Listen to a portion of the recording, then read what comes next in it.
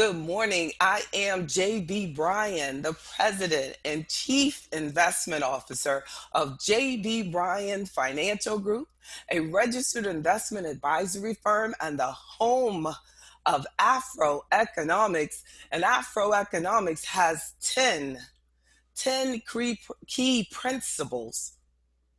And I've heard it and I believe it that principles are like the commandments, like principles don't change.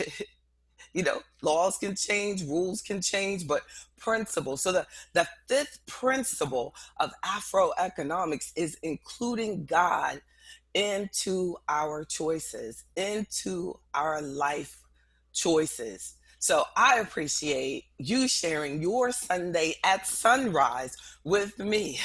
This is a key example of you must stay focused on God's purpose over your life, because I remember a time when I was doing these Sunday mornings and I was getting responses like, whoa, that's way too early. And how could you do that? And why would you do that so early in the morning? And I just kept on doing it. I just, this is quickly become my best time of the week. If you can start your week off in a powerful relationship with God and helping someone else start a positive week with a message that God only sent to you to share with someone else, I mean, how powerful is that? There's no better use of our time here on earth, because one thing we know for sure is that we all going to leave here one day. Like that has been promised to us. Good morning, Twyla. That's right. Said back. So during our time here, let's make sure we maximize it. And no matter how much anyone doubts you, no matter what they say about you, make sure that you focus on God's purpose over your life. And today, the purpose and what God brought to me is to just bring closer that word, integrity. Now, I find it to be amazing that integrity has started to be used in business, and like talking about software and integration, and when a file is messed up, not truth, and or broken, or someone has broken into the integrity. But integrity was meant for us. In Proverbs chapter 11 verse 3, the integrity of the upright guides them, but the unfaithful are destroyed by their duplicity. This last week of May 2020, this is the final day, but this week to me will forever be known as the week of unrest. As the words "I can't breathe" have once again crushed my heart, as I saw a Black man being crushed and the breath being taken out of him by law enforcement officers. And to hear a man calling for his mother as he died, and to hear excuses and the pain that I see and I feel in myself, and the pain that I see in the men that I love, to see you all go through this, and to see like that, and you wonder, and you start asking, like, is there something that everyone else should have done? And then you start asking yourself, like, what would I have done? And then I've seen people on social media say, well, if I was there, I gotta look out for my family, so I really wouldn't have done anything, and it's so hard. And I to hear like Michael told me, that's my sweetheart, and he says, I don't want you to look at that. I don't want you to see it. So I didn't look at it. But then I'm watching the news, And they force it. I'm just standing there watching the news, and then boom, it's in my face. And then I go down social media, and then someone has created it as a meme where it's pressing, it on his neck in my face. What a hard situation where we can't even protect each other from seeing a murder. And then to have to go through this week, the accepting the fact that someone can kill someone in front of you, but they're not quite sure if they've done anything wrong. So we'll arrest them later. Mm, mm, mm. God, God grant that we will be the participants in the newness and a magnificent development. If we will but do it, if we will but do it, we will bring about a new day of justice and brotherhood and peace. And that day, the morning stars will sing together and the sons of God will shout out for joy. Those are the words of Martin Luther King. And I just had that quote in my notes. But how hard is that to believe today? How hard that is to believe today. God grant that we will be the participants in a newness and a magnificent development. But that came from a sermon he had called Remaining Awake Through a Great Revolution. He preached that in DC. And I've seen that YouTube video of that, and it's a huge white church, very few black people were even in there. It is a great recording. You should look at it. Remaining Awake Through a Great Revolution, and he's basically encouraging them to get involved in the movement. 5 days after saying, God grant that we will be the participants in this newness and this magnificent development, he was confident that we would not, in the year of 2020, watch a black man's neck be pressed down, and then from another view, see 4 law enforcement officers on a black man crushing him. He was convinced. But 5 days later, he was assassinated.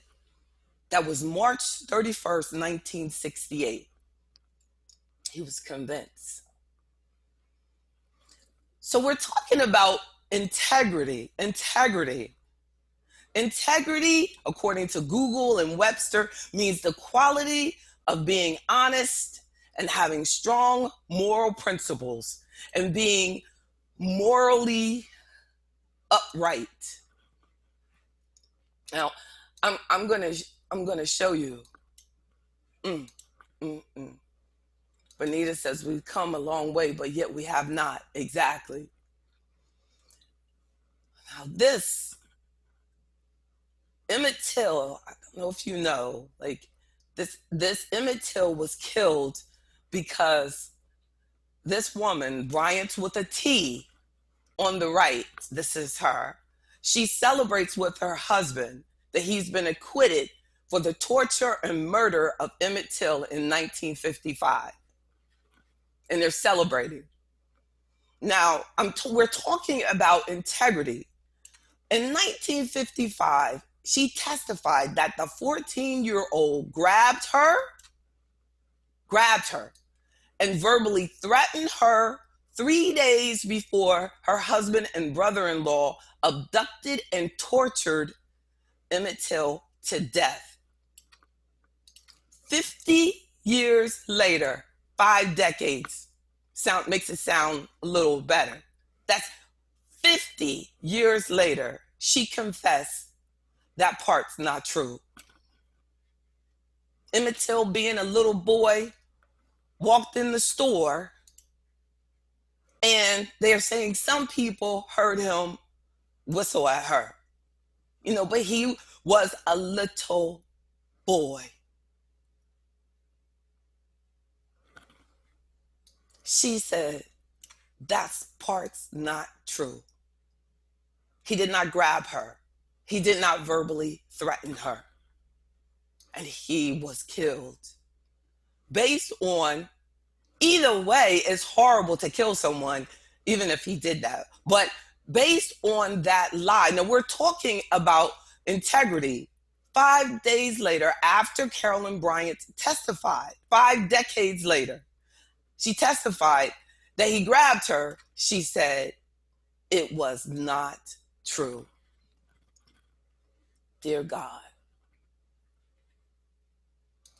So I told, I told someone, I said, we shouldn't, put those memes up of that officer pressing. And someone responded, but Emmett Till's mother had an open casket. Now, that's a different time. Out of respect, we still have that a person can do as they will when they're the mother. But we have to learn to, from an integrity perspective, to protect yourself, protect your mental integrity. And it's not okay to turn a murder into a meme, especially when they have not been arrested. It is not okay to post something just so that it will be appeasing, as Ms. Bryant did to Emmett Till, because she knew by saying that it would attract more attention. Yeah, he grabbed me. He grabbed me and he said these things. That, see, integrity is when you just focus on what you know is right. Twyla said she still should have been charged with murder. There's no statute of limitation on murder. Indeed. Yes, indeed. Yes, indeed. Yes, indeed.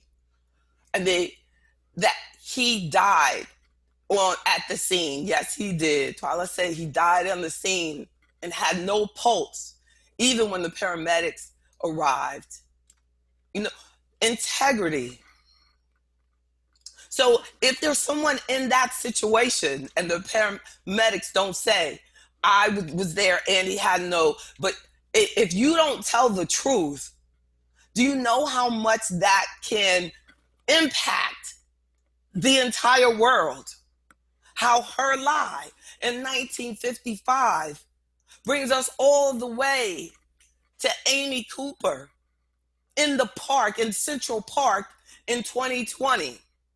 How her saying it's okay to lie about Emmett Till, that lie, that lack of integrity brings that behavior even more decades later. Not just 50, 60, 70 decades later. You're moving more and more into a society of, as long as you're getting the response that you want, that it's okay not to tell the truth. She knew, and when I'm referring now to Amy Cooper in Central Park, this same week that we're going to call the week of unrest, or we could call, as Martin Luther King said in 1968, that we have to remain awake through this great revolution. Maybe the revolution wasn't then, maybe the revolution is now, because it woke you up. He said, remain awake. It woke you up when you saw Amy on our new technology show that she was lying. There was no African American man threatening her life.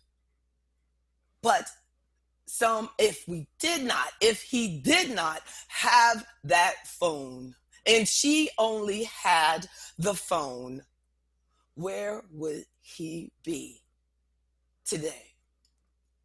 And I thought that was interesting to me, that she did not feel that it was okay to use the word Black, but it was okay to use the word African American. Like, she still had this need to be politically correct.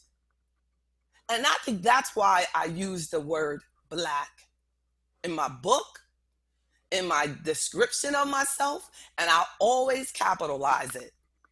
See, they'll capitalize the African American. You call me African or you call me black.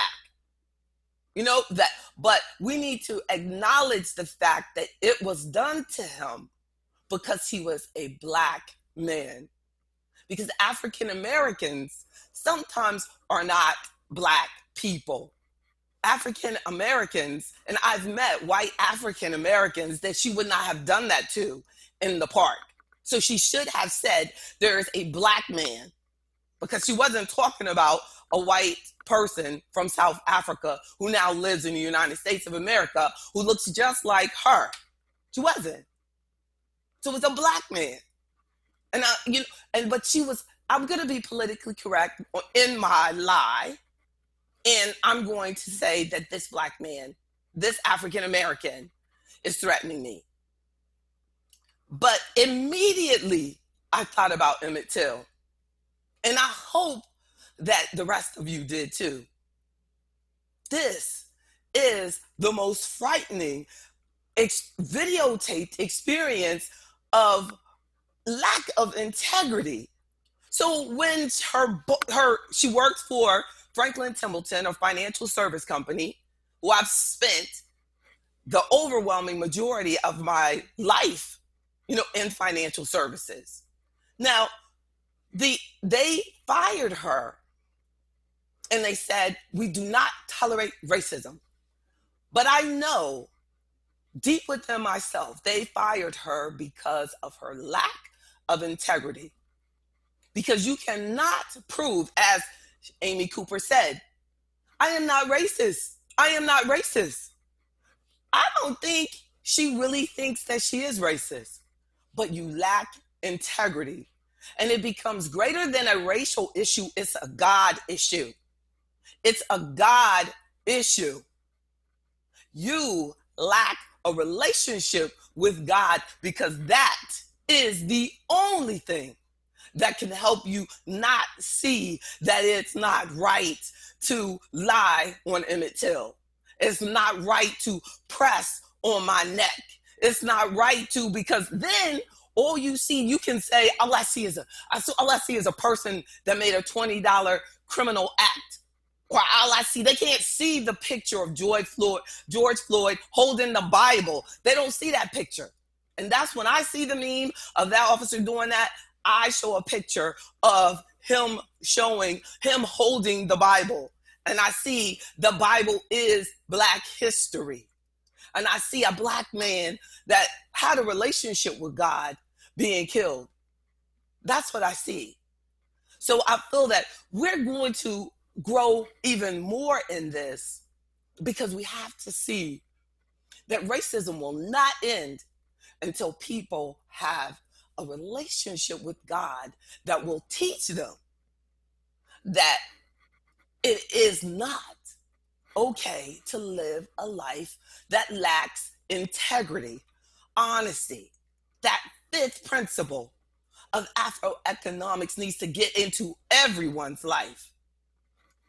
So I want to share just some key things that are in the Bible about how much lying a lack of integrity can destroy communities, lives. We see this.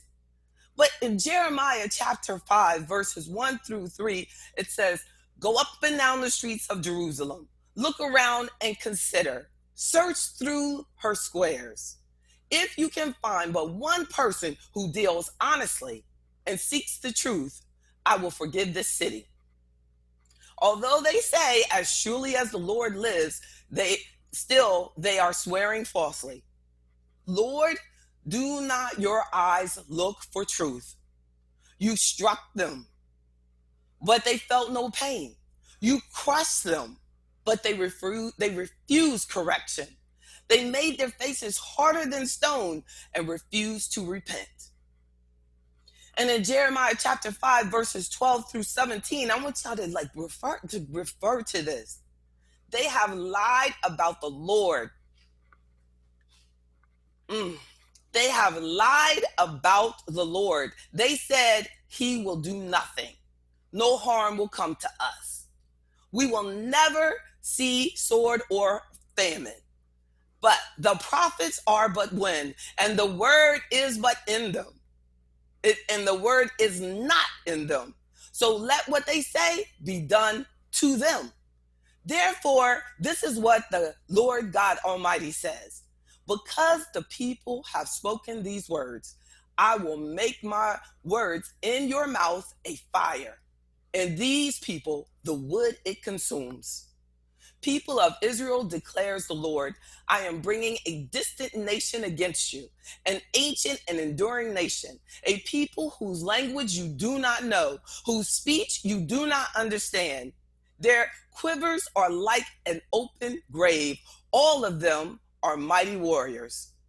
They will devour your harvests and food, devour your sons and daughters. They will devour your flocks and herds, devour your vines and fig trees. With the sword, they will destroy the fortified cities in which you trust.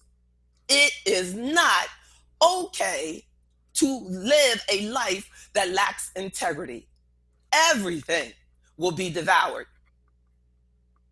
And people who have been caught in their in lack of integrity will come before you and ask, please have mercy on me. Have mercy on me. And God warned them, warned them, you cannot do this. And it's amazing to me. Like even in last week, where you had when the young lady was caught lying, and she said, I lost my job. But God said, your harvest, your food, it will be devoured. It will be destroyed. You will be punished because lies, he promised us this. Lies do not go unpunished. Lies, that's why the lady who lied on Emmett Till, she was like, I better bring this out before I die. It must have, I'm not even saying it ate at her entire life. She lived long.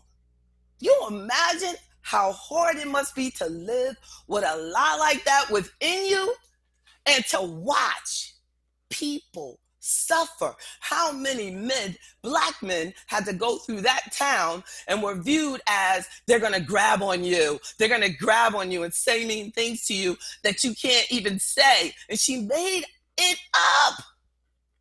And then after the killers were let loose, you take a picture celebrating, smoking cigars, and your husband's holding you and everything.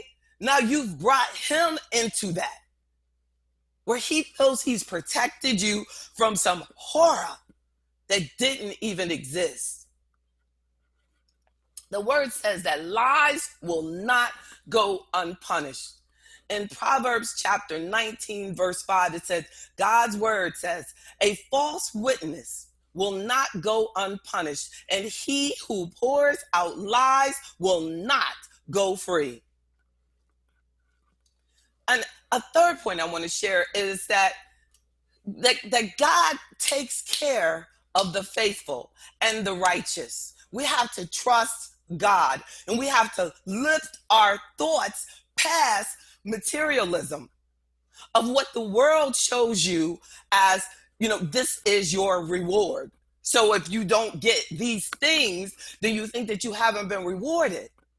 But your reward comes in such beautiful, priceless forms of a sound mind and strong children and, your fruit of helping people and the people that you touch and the love that you receive. So there's a story where David in the Bible, is running away from King Saul because King Saul was threatened by him. Because God had told Saul and David that David was going to take your place. And it's going to happen. And what do you see today? When someone is threatened by someone, they're going to kill you or try their best to kill you, your spirit. But there's one thing that God gives you, That no matter how much they're threatened by you, how Saul was threatened by David, that they cannot take from you is your relationship with God. Mm. So David wrote this in Psalms 52, verses 1 through 7. Why boastest thou thyself in mischief, O mighty man? The goodness of God endureth continually. The tongue deviseth mischiefs like a sharp razor, working deceitfully. Thou lovest evil more than good, and lying rather than to speak righteousness. Thou lovest all devouring words, O thou deceitful tongue. God shall likewise destroy thee forever. He shall take thee away and pluck thee out of thy dwelling place and root thee out of the land of the living. The righteous also shall see and fear and shall laugh at him. Lo, this is the man that made not God his strength, but trusteth in the abundance of his riches and strengthened himself in his wickedness. We are to laugh. We are to laugh at the weak who think their money or their position gives them strength. That is a joke. God has instructed us to laugh at them. We are to be at peace. We are to be in a position of strength. That's where God put us.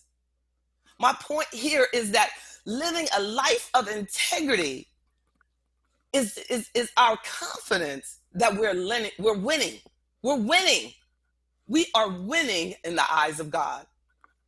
In 2 Chronicles chapter 7, verse 14 and 15, it says, if my people who are called by my name will humble themselves and pray and seek my face and turn from their wicked ways, then I will hear from heaven, and I will forgive their sin, and I will heal their land.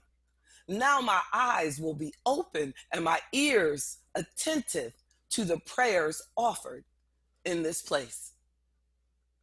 We have to keep our relationship with God right.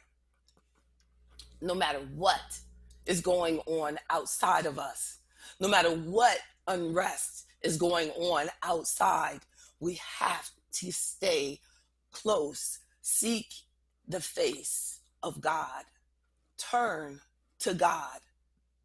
If I could say anything to people in pain and seeking, what can I do? What can I break? What can I destroy?